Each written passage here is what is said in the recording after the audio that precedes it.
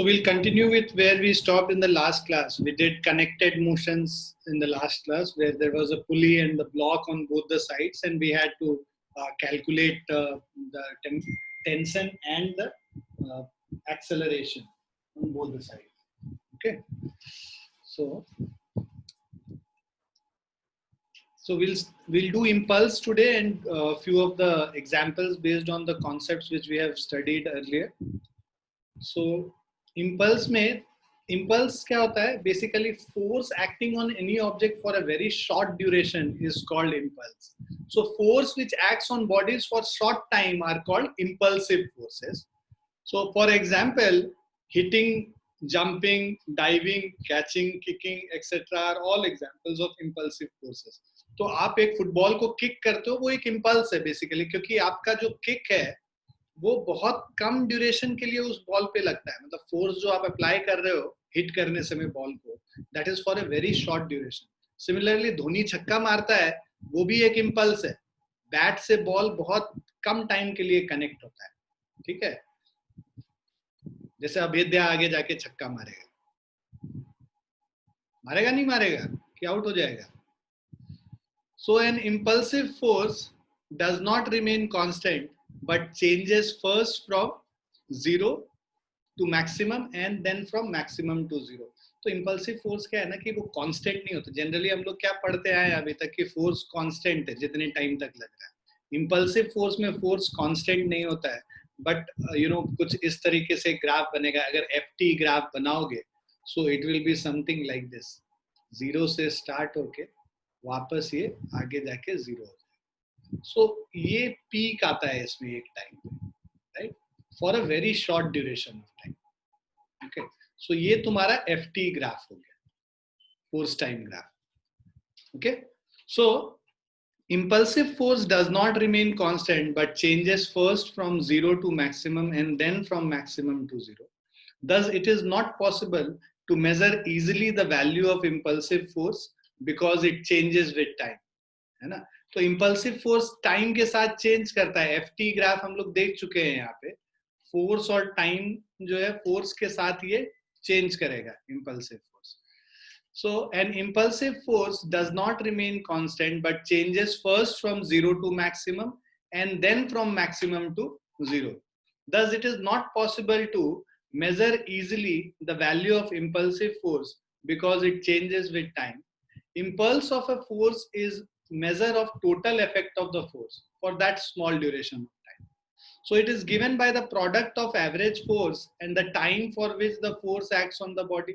So impulse का अगर basic definition देखो quantitatively, तो quantitatively impulse क्या होता है? Average force into time.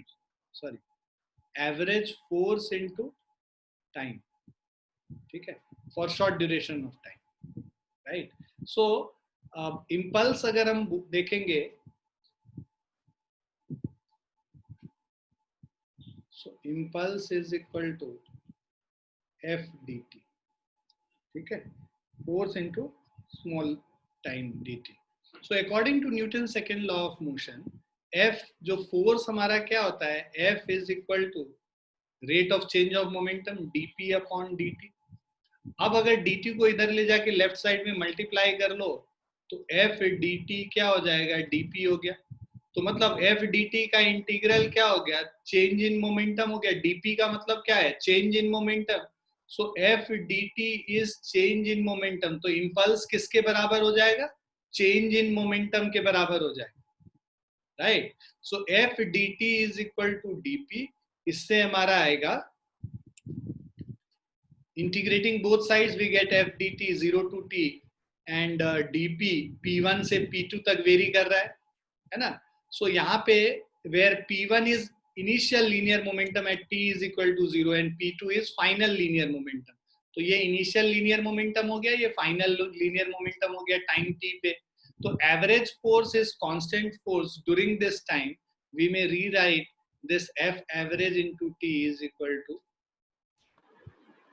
dp को इंटीग्रेट करोगे तो क्या मिलेगा? p मिल जाएगा. p का अपर लिमिट और लोअर लिमिट करोगे p1 से p2. टाइम कहां से कहां तक वेरी कर रहा है? 0 से t तक. तो अब अगर हम देखते हैं average force into time is P2 minus P1. So that means the average force into time क्या है? Impulse है. तो impulse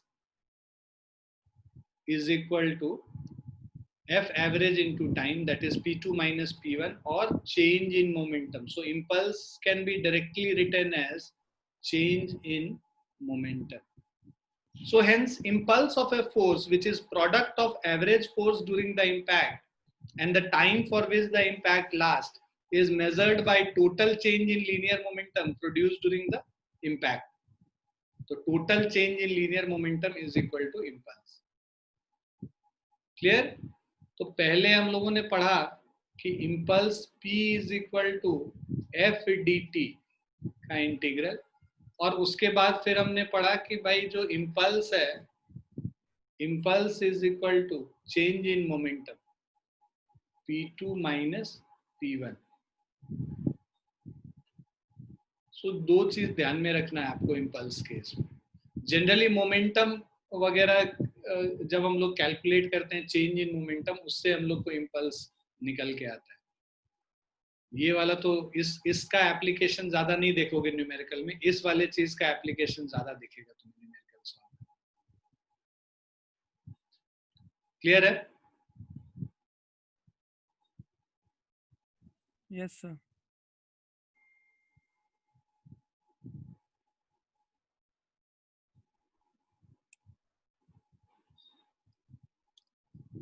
So impulse is a vector quantity. Its direction is the same as that of force. तो impulse अभी हम देख रहे थे एफ डी टी है, टाइम तो स्केलर है, फोर्स क्या है हमारा? वेक्टर क्वांटिटी है. फोर्स मतलब वेक्टर को अगर स्केलर से मल्टीप्लाई करेंगे तो हमें वेक्टर क्वांटिटी मिलेगा. सो impulse is a vector quantity. अब its direction is same as that of the force. Vector quantity है तो जो फोर्स का डायरेक्शन होगा F D T is equal to impulse कह रहे हैं, तो जो फोर्स का डायरेक्शन होगा वही इम्पल्स का डायरेक्शन होगा. The dimensional formula of impulse is same as that of linear momentum, क्योंकि impulse is equal to change in momentum. तो जो dimensional formula impulse का है that is same as the linear momentum. SI unit of impulse are Newton second, Newton into second. F dt है force into time, force into time करोगे मतलब Newton into second. तो kg metre पर second, right, जो हमारा momentum का unit है उसको भी यूज कर सकते हैं. CGS unit of impulse are dyne second and gram centimetre पर सेकेंड. अब इनको अगर हम लोग लीनियर मोमेंटम के कंजर्वेशन को अगर हम बात करें, so change in momentum, initial change in momentum is equal to final change in momentum. So F1 into T1 is F2 into T2. Hence, a given change in linear momentum can be produced by applying a larger force for a smaller time or by applying a smaller force for a larger time. So दोनों के case में change in momentum same हो. मतलब अगर कम force लगाओ ज्यादा time तक या ज्यादा फोर्स लगाओ कम टाइम तक, तुमको जो चेंज इन मोमेंटम होगा वो सेम आएगा. This is sometimes called impulse momentum theorem. तो ये जो थ्योरम है this is known as impulse momentum. So अगर change in linear momentum fixed है, so if change in linear momentum is constant, then in that case F1 into T1 will be equal to F2 into T2. So where F1 is a smaller force, then that smaller force will act for a larger duration of time, and a larger force will act for a smaller duration of time for the same change in linear momentum. According to impulse momentum theorem, the linear momentum can be produced by applying smaller force for a longer time or by applying larger force for a shorter time. Impulse is F dt. F dt जैसे ही हम कहते हैं, right, और उसका integral, तो इसका मतलब क्या हुआ कि किसी छोटे टाइम इंटरवल के लिए अगर ये वाला टाइम इंटरवल जो है इसको हम dt टाइम इंटरवल कहते हैं, इस dt टाइम इंटरवल में फोर्स कांस्टेंट होगा, उसका जो वैल्यू है मान लो f है, तो f इंटू dt करोगे तो इस स्ट्रिप का एरिया निकल गया, और f dt ये जो स्ट्रिप है इसको इंटीग्रेट कर दोगे, मतलब ऐसे ऐसे कई सारे स्ट्रिप्स में डिवाइड करके सारे का सम निकालना. इंटीग्रेशन क्या होता है? Summation. summation of all the areas of such strip. So that will give you the area under the curve ft graph. So impulse अगर हमको ग्राफ से निकालना है, so that will be equal to area under ft graph. Force और time के बीच में जो graph बना रहे थे, जो इस तरीके का ग्राफ हमने पहले भी देखा था, तो इसमें क्या है, जो फोर्स है वो y एक्सिस पे है और x एक्सिस पे हमारा टाइम है. एफ डी टी मतलब फोर्स एफ टी ग्राफ के अंदर का जो एरिया होगा वो हमें इम्पल्स का वैल्यू निकाल. क्लियर है?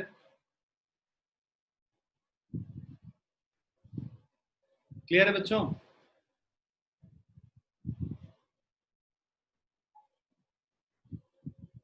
हाँ sir. Yes.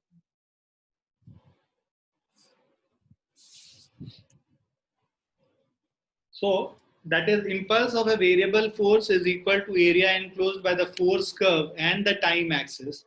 So now let us do these two examples. There are two examples which are there. Let us do that. So a hammer of mass 1 kg moving with speed of 6 meter per second. So देखो mass इसमें दे रखा है यहाँ पे 1 kg और जो speed v है that is 6 meter per second, strikes a wall and comes to rest in 0.1 second. ठीक है, कितने टाइम में रेस्ट पे आ जा रहा है? 0.1 सेकेंड पे. तो इनिशियल वेलोसिटी 6 मीटर पर सेकेंड था और final velocity v is equal to 1 metre पर सेकेंड. ठीक है, सॉरी 0 मीटर पर सेकेंड, रेस्ट पे आ जा रहा है. Right, now calculate the impulse of force. So impulse is equal to change in momentum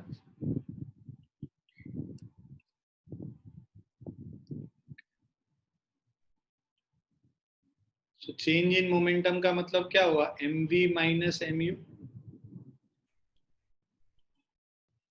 1 into v minus u मतलब v है 0 minus 6, so this is minus 6 Newton's second. ये impulse हो गया. अब इसके बाद कह रहे हैं सेकेंड वाला जो पार्ट है, the retardation of the hammer. So retardation is equal to v minus u by T कर लेंगे तो रिटार्डेशन निकल जाएगा. v minus u by T कर लेंगे. सो दिस इज, और भी बहुत मेथड है, मतलब f इंटू टी करके f निकाल लो क्योंकि इम्पल्स ऑलरेडी पता है, t पता है, और उसके बाद f को मास से डिवाइड कर दोगे तो रिटार्डेशन निकल जाएगा. So there are many ways to do it. तो v minus u that is 0 minus 6 by 0.1. Right. So this is minus of 60 meter per second square. ये एक्सेलरेशन. ओके, तो रिटार्डेशन करना होगा तो फिर हम लोग को इसका एब्सोल्यूट वैल्यू चाहिए. हमें नेगेटिव साइन, तो रिटार्डेशन का मतलब ही नेगेटिव होता है, तो ये हो जाएगा 60 मीटर पर second square. Third part, retarding force that stops the thing. So retarding force will be equal to mass into acceleration. So retarding force is equal to mass into acceleration. Mass है मेरा 1 kg, acceleration 60 है, मतलब deceleration basically. तो ये 60 Newton हो गया. Again यहाँ पे बिकॉज रिटार्डिंग ऑलरेडी मेंशन्ड है ना, तो नेगेटिव साइन मेंशन करने की जरूरत नहीं. अगर बस फोर्स पूछता तो एक्सेलरेशन का वैल्यू माइनस 60 मीटर पर सेकेंड स्क्वायर लेके माइनस 60 न्यूटन हम लोग फोर्स बता, क्योंकि हैमर के मोशन के ऑपोजिट डायरेक्शन में लग रहा होता. क्लियर है? Yes, sir. लिख लिया सभी ने?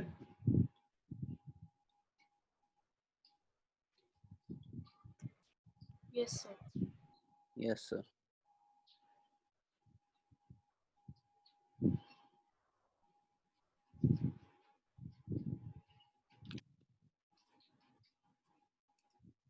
सेकेंड वाला प्रॉब्लम है, while launching a rocket of mass 2 into 10 to the power 4 kg, तो मास ऑफ रॉकेट दे रखा है m is equal to 2 into 10 to the power 4 kg. A force of 5 into 10 to the power 5 Newton is applied for 10 seconds. So F is equal to 5 into 10 to the power 5 Newton. और कितनी time तक लग रहा है? 10 seconds तक लग रहा है. What is the velocity attained by the rocket at the end of 10 seconds? तो हमें velocity at the end of 10 seconds निकालना है. U initial velocity मान लो 0 है. लॉन्च कर रहे हैं तो u is equal to 0 metre पर सेकेंड. हमें v का वैल्यू निकालना.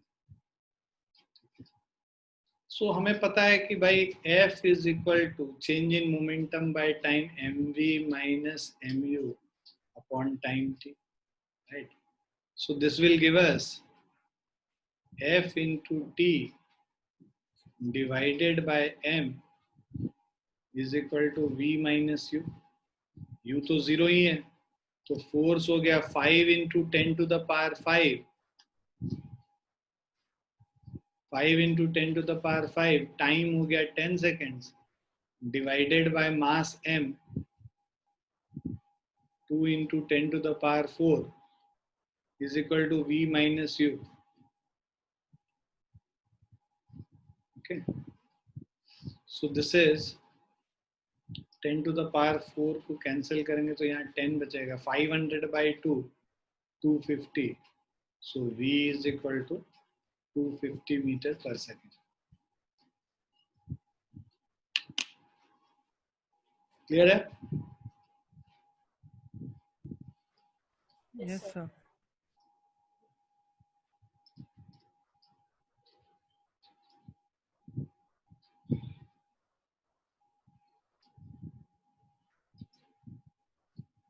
लिख लिया सबने? Yes, sir.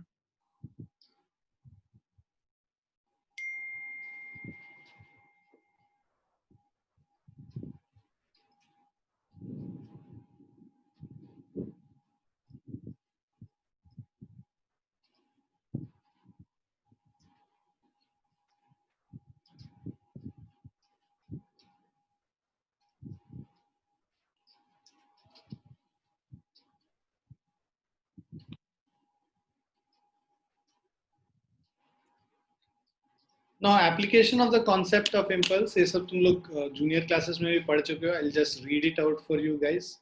So a cricket player lowers his hand while catching a cricket ball. तो बॉल को पकड़ने के लिए हाथ को पीछे खींचते हैं.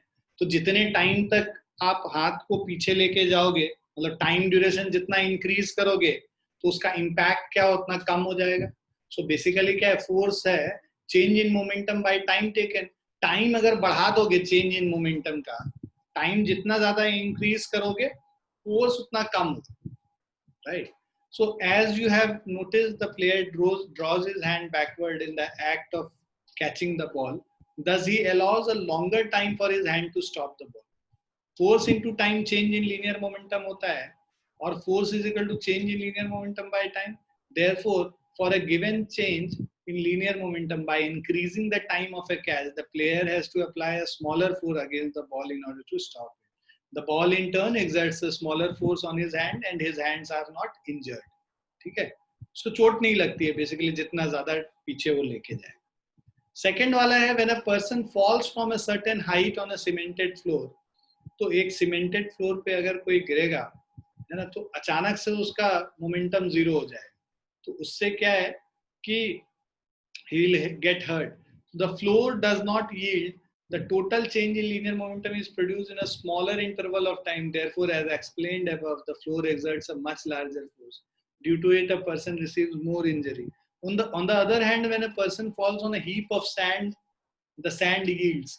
तो अब इसमें क्या होता है, अगर ये किसी सैंड के ढेर पे गिरेगा तो सैंड इधर उधर हो जाएगा, और उससे क्या है कि उसको उसका टाइम इंक्रीज कर जाएगा, उसके मोमेंटम को जीरो होने में थोड़ा टाइम ज्यादा इंक्रीज हो जाएगा.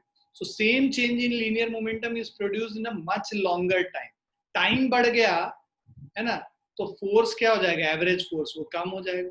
So average force exerted on the person by the heap of sand is therefore much smaller and hence the person is not hurt.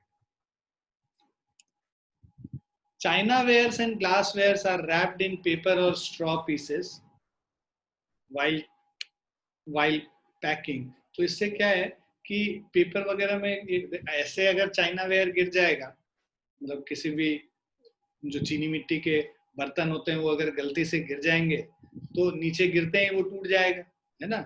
So the prevent of fall impact will make a longer time, will take a longer in the event of fall.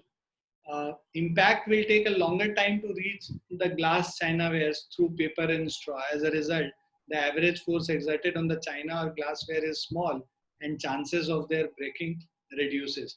तो time ज्यादा लगेगा वहां तक पहुंचने में, तो force जो है उसका कम हो जाएगा, जो जिसके वजह से वो ब्रेक नहीं करेगा. The vehicles like scooter, car, bus, truck, etc. are provided with shockers. Shockers वही करता है कि अगर आप ऐसे बैलगाड़ी पे चले जाओ तो उसमें तो शॉकर होता नहीं है, तो बेसिकली क्या है कि you will feel a lot of jerk. उस जर्क को रिड्यूस करने के लिए अगर हम टाइम, बेसिकली क्या है कि ये शॉकर जो है ये इसका जो टाइम है ना, उसको इंक्रीज कर देता है जितने टाइम में वो मूव करेगा. तो उससे क्या है कि टाइम इंक्रीज करने से जो जर्क का इफेक्ट है, जो फोर्स है, वो हमारे ऊपर कम हो जाता है. So when they move over an uneven road, impulsive force are exerted by the road. The function of shocker is to increase the time of impact. ठीक है, हमारे तक जो उस जर्क का वैल्यू पहुंचेगा उसमें टाइम ऑफ इम्पैक्ट को इंक्रीज कर दिया. This reduces the force or jerk experienced by the rider of the vehicle. Okay.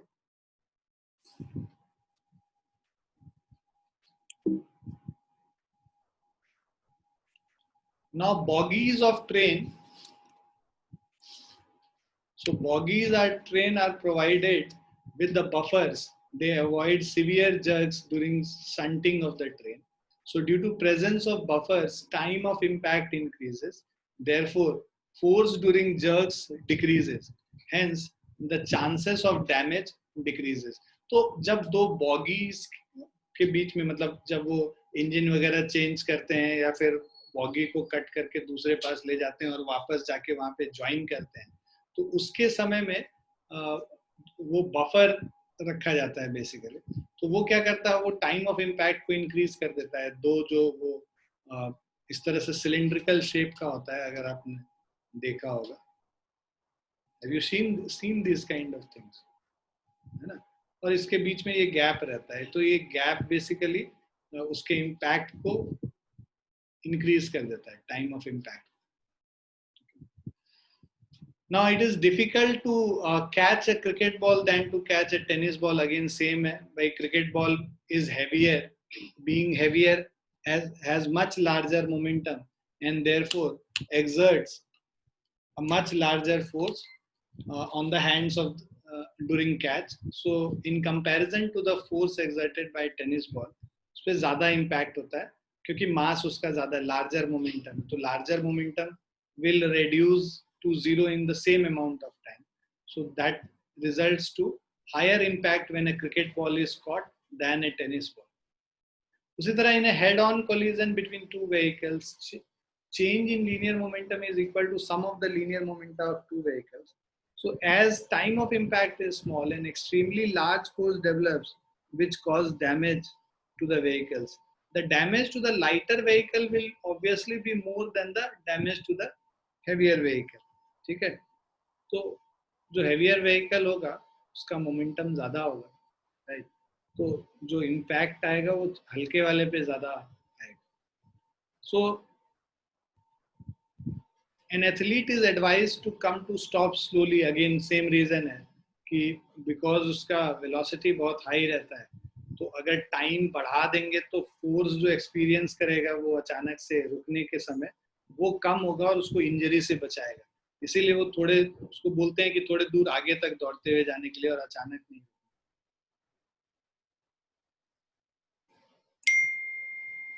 Now let us do these examples.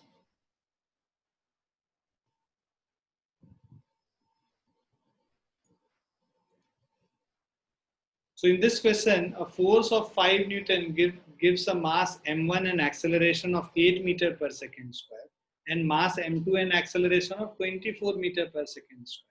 What acceleration will it give if both masses are tied together? तो अभी क्या है कि जो F is equal to ma वाला जो formula हम लगाएंगे, so this is, पहले फोर्स लगा रहे हैं, this is equal to m1 into a1, second जो सेम अमाउंट ऑफ फोर्स दूसरे ऑब्जेक्ट पे लगाओगे तो this is m2 into a2, right? So now if we put the values here, पहले वाले में 5 is equal to m1 into 8 and 5 is equal to m2 into 24. So this will give us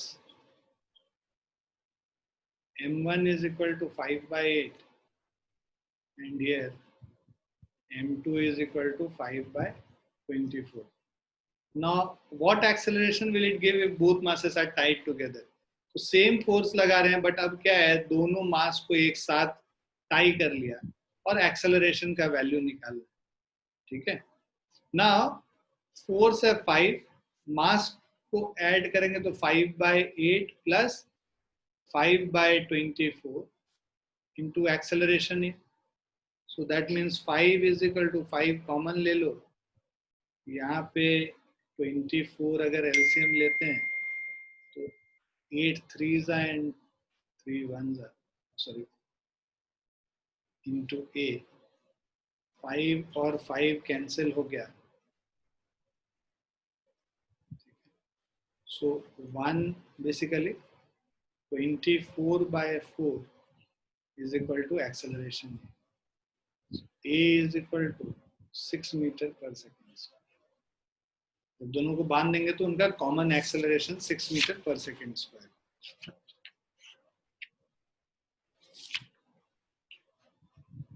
clear है? Yes sir.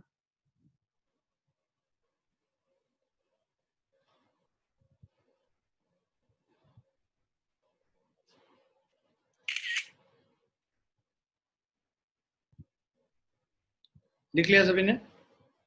नहीं sir, एक second बस लिख रहा हूँ.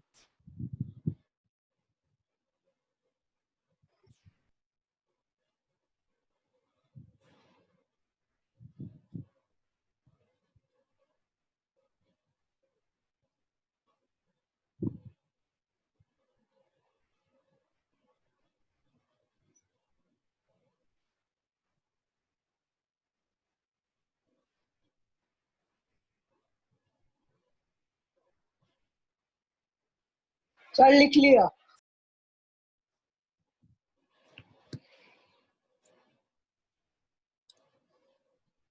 सेकेंड वाला है, a bullet of mass 100 gram moving with 20 meter per second strikes a wooden plank and penetrates up to 20 centimeter. तो मास है इसका 100 ग्राम, इसको 0.1 kg लिख लेंगे, kg में कन्वर्ट करेंगे तो इनिशियल स्पीड है 20 मीटर पर second, strikes a wooden plank and penetrates up to 20 centimetre, तो फाइनल वेलोसिटी हो गया 0 मीटर पर सेकेंड और जो डिस्टेंस है that is 0.2 metre. Calculate the resistance by wooden plank. तो रेजिस्टेंस निकालने के लिए मास इनटू एक्सेलरेशन बेसिकली निकालना है. डिसेलरेशन पहले निकाल लेते हैं, तो डी मतलब acceleration a is equal to b minus u, so v square is equal to third equation of motion लगाएंगे, u square plus 2as, तो v का जो वैल्यू है 0 square is equal to 20 square plus 2 into a into 0.2. So this will give us acceleration a is equal to minus 400 by 0.4. this is minus of 1000 meter per second square. Force is equal to mass into acceleration. So mass is 0.1 into minus of 1000. So this will be minus of 100 Newton. Minus sign बता रहा है कि resistive force है. तुमको तो resistance ही पूछा ही है, तो उसमें नेगेटिव साइन बताने की जरूरत नहीं है, क्योंकि रेजिस्टेंस तो हमेशा नेगेटिव डायरेक्शन में होता है. तो resistance is equal to 100 newton, क्योंकि रेजिस्टेंस जो फोर्स होगा that will be opposite to in the direction in which the body is moving. So that's why we'll directly write the magnitude and not the sign of the resistance.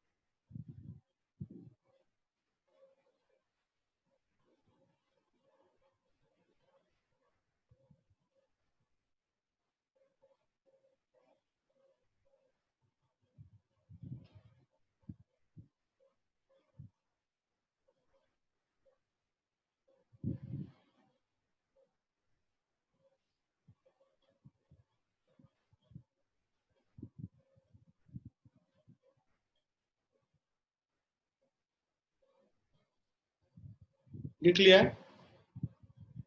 Yes, sir.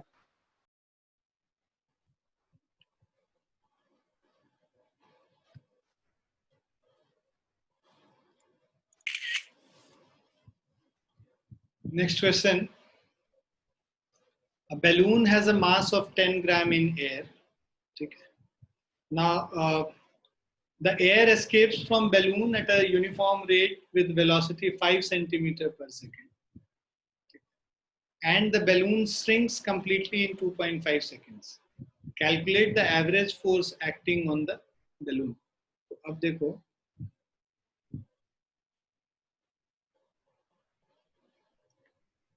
mass is equal to 10 gram, 0.01 kg हो गया,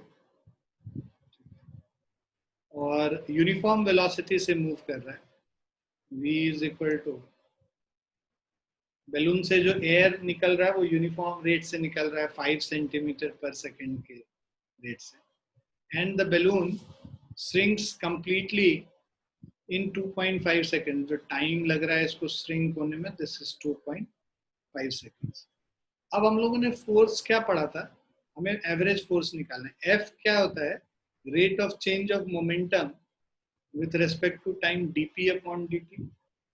So rate of change of m into v upon time. तो यहाँ पे force देखो, velocity constant है तो velocity तो बाहर हो जाएगा, v right, dm upon dt. Velocity constant बाहर हो जाएगा. अब मास को टाइम के रेस्पेक्ट में डिफरेंशिएट कर लो. अब देखो यहाँ पे जो dm अपॉन dt करेंगे, 0.01 सेकेंड, 0.01 kg जो है 2.5 सेकेंड्स में बाहर हो रहा है, राइट. तो इसको हम लोग निकालेंगे अगर, सो या तो इन सबको हम लोग कन्वर्ट कर लें सबको. इसको अगर कन्वर्ट करते हैं 5 सेंटीमीटर पर सेकेंड को, 0.05 मीटर पर सेकेंड हो गया. अब v dm by dt, v तो है 0.05, dm by dt 0.01 kg. कितने टाइम में ये निकल रहा है इसमें से, 2.5 सेकेंड्स में, डिवाइडेड बाय 2.5. तो ये हो जाएगा 5 into 10 to the power minus 4 divided by 2.5.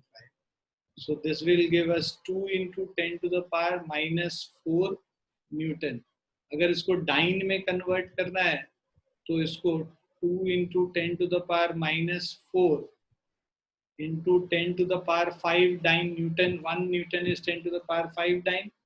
So this will be 2 into 10, that is 20 dynes.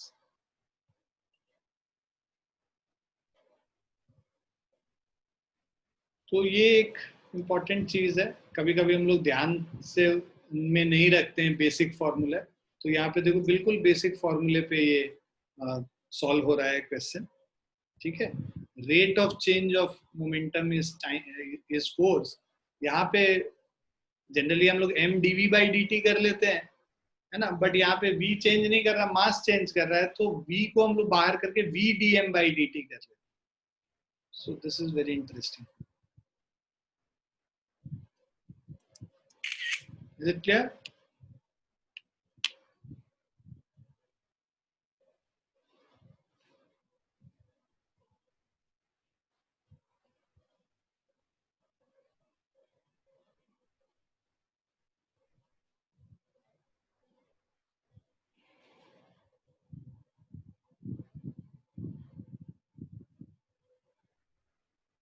लिख लिया आप लोगों ने?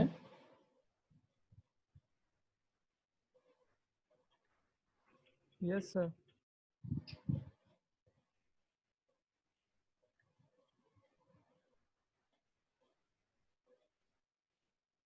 यस सर, लिख लिया है। हाँ sir.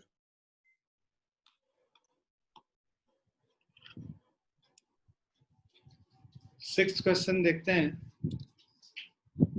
Two bodies A and B, each of mass m, are fixed together by a massless spring. तो यहाँ पे दो ऑब्जेक्ट है, इनके बीच में एक मासलेस स्प्रिंग लगा हुआ है। Now, a force F acts on the mass B as shown in figure. ठीक है, तो इस वाले मास पे एक फोर्स F राइट को लग रहा है यहाँ पे, right. At the instant shown, the body A has an acceleration small A, मतलब इसका एक्सेलरेशन ए है, हमें इसका एक्सेलरेशन निकालना है बी का। दोनों का एक्सेलरेशन सेम होगा क्या?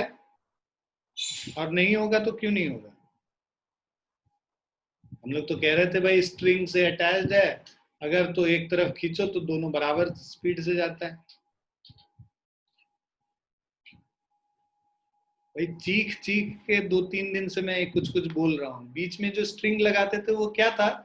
इनएक्सटेंसिबल था। मासलेस था, और मासलेस तो था ही, इनएक्सटेंसिबल था। ये यहीं पे काम आता है, इनएक्सटेंसिबल था ना, इसीलिए दोनों का एक्सेलरेशन सेम होता है। अगर स्ट्रिंग होता है यहाँ पे, मतलब एक रोप होता, तो वो इनएक्सटेंसिबल था। यहाँ स्प्रिंग है, स्प्रिंग क्या कर सकता है? एक्सटेंड कर सकता है, राइट। तो इसीलिए दोनों का एक्सेलरेशन सेम नहीं होगा, पहला तो, है ना। बहुत बच्चे क्या करते हैं कि यहाँ पे ये सब अगर इतना, ये तो फिगर में बना हुआ है इसीलिए दिख रहा है हम लोग को, और आंसर दिया हुआ है इसलिए भी दिमाग ये होगा। अगर ऐसे आता है क्वेश्चन तो मैंने बहुत बच्चों को देखा, a is equal to f divided by 2m कर दिया और आंसर लिख दिया, हो गया कहानी खत्म। तो वो गलत हो जाता है वहां पे, ठीक है, क्योंकि बीच में स्प्रिंग लगा है जो कि एक्सटेंड कर सकता है, जो कि स्ट्रेच हो सकता है, राइट। सो इसीलिए ये स्प्रिंग के वजह से दोनों का एक्सेलरेशन सेम नहीं है। अब आते हैं क्वेश्चंस पे। तो क्वेश्चन का पहले फ्री बॉडी डायग्राम अगर हम बनाते हैं तो लेफ्ट साइड वाला जो ब्लॉक है ना, इसका मास m है, तो ये a ब्लॉक के लिए हम बना रहे हैं। तो इसमें नीचे एक फोर्स लग जाएगा mg, एक नॉर्मल रिएक्शन इधर होगा, और एक जो फोर्स है, स्प्रिंग फोर्स बोल लो या टेंशन फोर्स बोल लो, स्प्रिंग फोर्स है, हम लोग टी से चलो रिप्रेजेंट कर रहे हैं, यहाँ पे किया हुआ है डायग्राम में इसलिए टी लेते हैं, अदरवाइज हम लोग कोई भी एफ से या किसी चीज से भी रिप्रेजेंट कर सकते हैं। ये हमारा इधर वाले ब्लॉक का फ्री बॉडी डायग्राम हो गया। राइट साइड वाला जो ब्लॉक है, बी वाला जो ब्लॉक है, उसका अगर हम फ्री बॉडी डायग्राम बनाएं तो बी ब्लॉक के लिए यहाँ पे इसका नीचे जो वेट है that is mg, normal reaction n है, ये फोर्स F हो गया, और इधर tension T, same tension T इधर लग रहा, ठीक है। क्योंकि एक्सटेंशन अगर होगा, मान लो इसमें एक्सटेंशन x है, तो इसमें फोर्स, स्प्रिंग फोर्स कितना हो जाएगा, F dash is k into x हो जाएगा, ठीक है। तो स्प्रिंग फोर्स kx है, right.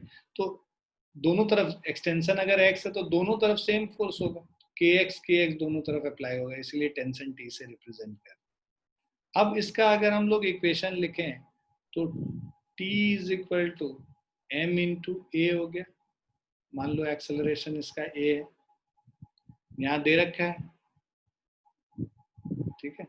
Body a has an acceleration a, so T is equal to ma हो गया। ये फर्स्ट इक्वेशन है। इसके लिए अगर हम लोग इक्वेशन हॉरिजॉन्टल डायरेक्शन में लिखते हैं तो F minus T will be equal to mass m into acceleration a dash, जो हमें निकालना है। ये सेकेंड इक्वेशन हो गया। अब 1 और 2 को जब कंबाइन कर देते हैं फ्रॉम 1 एंड 2, तो अब T is equal to M A डाल दो सेकेंड वाले इक्वेशन में, तो F minus M A is equal to ma dash.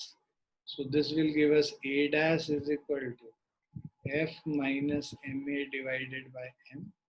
So this is F by m minus of a.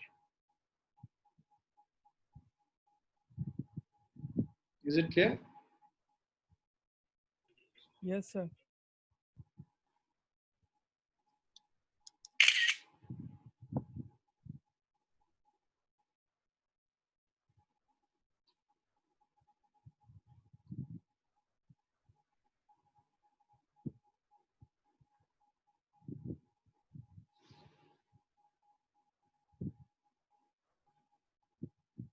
लिख लिया सबने? Yes, sir. Yes, sir.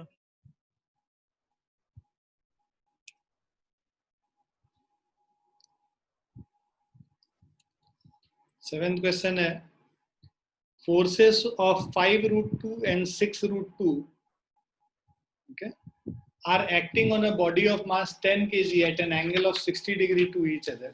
Okay. Find the acceleration, distance covered and velocity of the body after 10 seconds if the body is initially at rest. अब देखो F1 दे रखा है, F1 is equal to 5 root 2, F2 is equal to 6 root 2, theta is equal to 60 degree. So net force F will be equal to root under F1 square plus F2 square plus 2 F1 F2 cos of 60 degree. So F is equal to, जो resultant force है, F resultant कर लो चलो. So this is equal to root under 5 root 2 मतलब 25 into 2 50 हो गया, plus 72 plus 2 into 60 हो गया, cos 60 degree 1 by 2. So this is 188.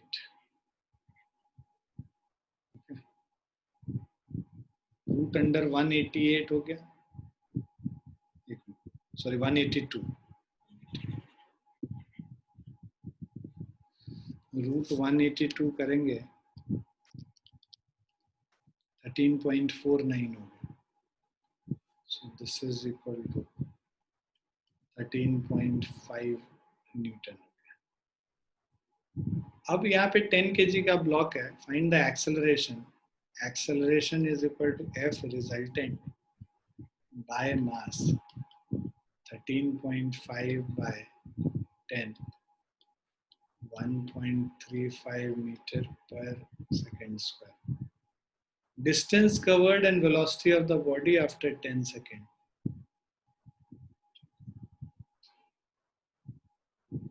So S is equal to ut plus half at square. U 0 है, तो S is equal to half into acceleration 1.35 into 10 square. 135 by 2, 67.5 metre.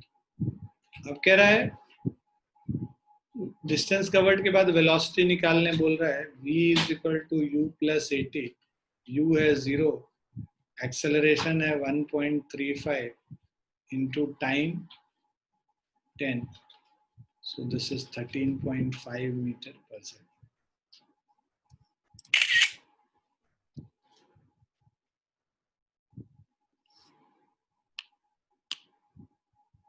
Clear है? Yes, sir. Yes, sir. लिख भी लिया सबने? Yes, sir. हाँ sir लिखिए.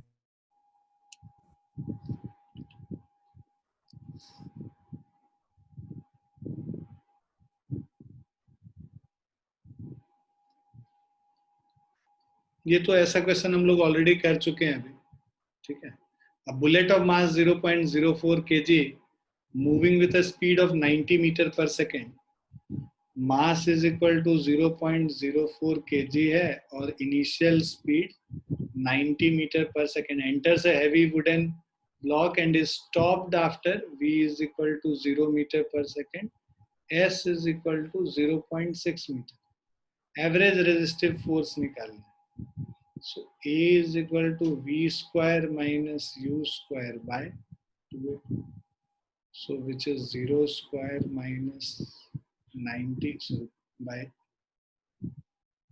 2S. So 0 square minus 90 square by 2 into 0.6.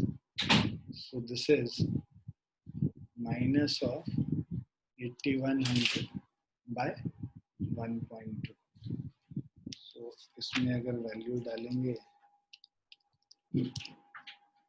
6750 आ गया. Average resistive force F is equal to mass into acceleration 0.04. Resistive force में negative sign नहीं होने की जरूरत है. 0.05 into 6750 270 आ गया.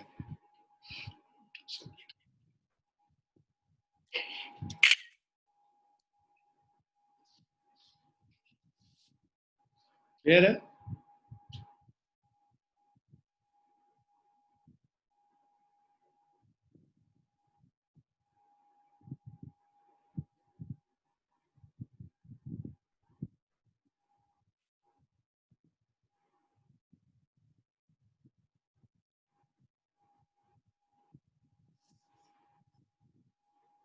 क्लियर है सभी को? Yes, sir. Yes sir.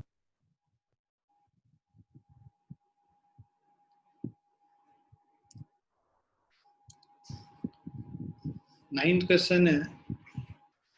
A batsman hits back a ball straight in the direction of the bowler without changing its initial speed of 12 meter per second. Speed same रहता है, डायरेक्शन क्या हो गया? Change हो गया, है ना? तो अगर u को पहले मानते हो u is equal to plus 12 meter per second, final speed क्या हो जाएगा? minus 12 meter per second. If the mass of the ball is 0.15 kg, m is equal to 0.15 kg. Determine the impulse. So impulse is equal to change in momentum होता है.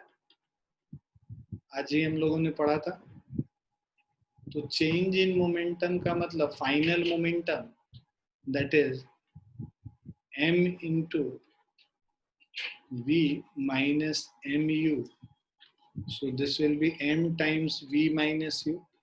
Mass put कर लो 0.15. V is minus 12. तो minus 24 into 0.15. 3.6. So this is minus of 3.6 Newton second. Clear?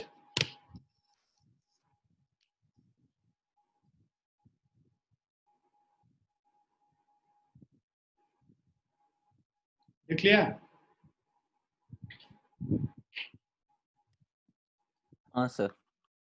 So we'll stop here for today. ठीक है, अब हम लोग को जो इस वाले में जो ये चैप्टर है एनसीईआरटी में, इसमें कंजर्वेशन और मोमेंटम सब भी है, तो वो सब हम लोग थोड़ा बाद में करेंगे। पहले हम लोग Newton's third law of motion और वो जो एलिवेटर वाला जो कॉन्सेप्ट है कि अगर एलिवेटर में ऊपर जाते हैं, है ना, तो बेसिकली वेट इंक्रीज हो जाता है और अचानक नीचे आ रहे होते हैं तो वेटलेसनेस फील होता है, वो वाले कॉन्सेप्ट को अगली क्लास में हम लोग कवर करेंगे। कुछ न्यूमेरिकल्स भी 2-3 बचे हैं, उसको भी कर लेंगे इम्पल्स वाला, और फिर उस कॉन्सेप्ट को अगली क्लास में हम लोग करेंगे। ठीक है, so will stop here for the day. सबने लिख लिया इसको?